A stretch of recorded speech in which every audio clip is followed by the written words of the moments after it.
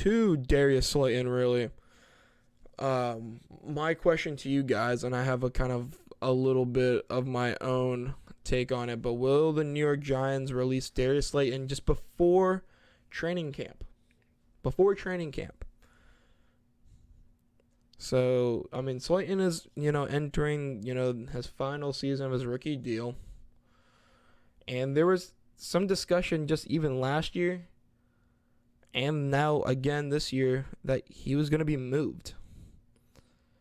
You got to think under this new regime of Joe Shane, Brian Daboll, his spot is uncertain. He was never going to be someone that was going to be a piece of this team for the future.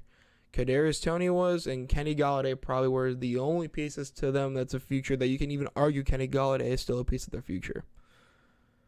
Brian Daboll put him with the second team, and sometimes even he put him in the second team when we were even missing our top 3 receivers.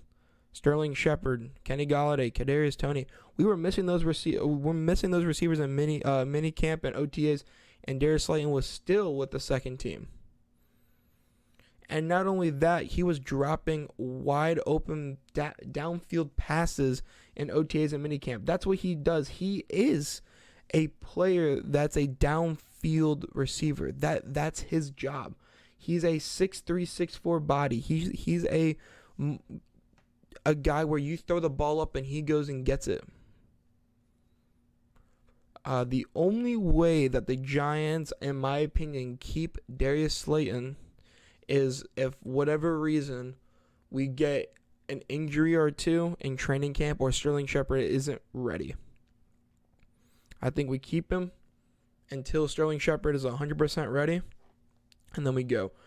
But if they have numbers and everyone's ready, I would like to try to get at least a 6th, 7th, some draft capital for him, but I also would not be opposed to just releasing Darius Slayton.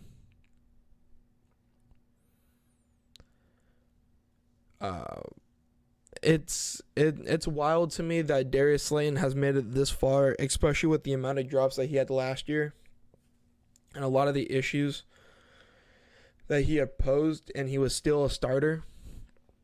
And that kind of shows Joe Judge, Jason Garrett, and we can go and talk as much shit as we want about the old regime, but now we're starting to kick off the dust, and players aren't owed the positions, they have to earn them. And I think that's what we're really working with this new regime, is that if someone takes your spot, that's okay.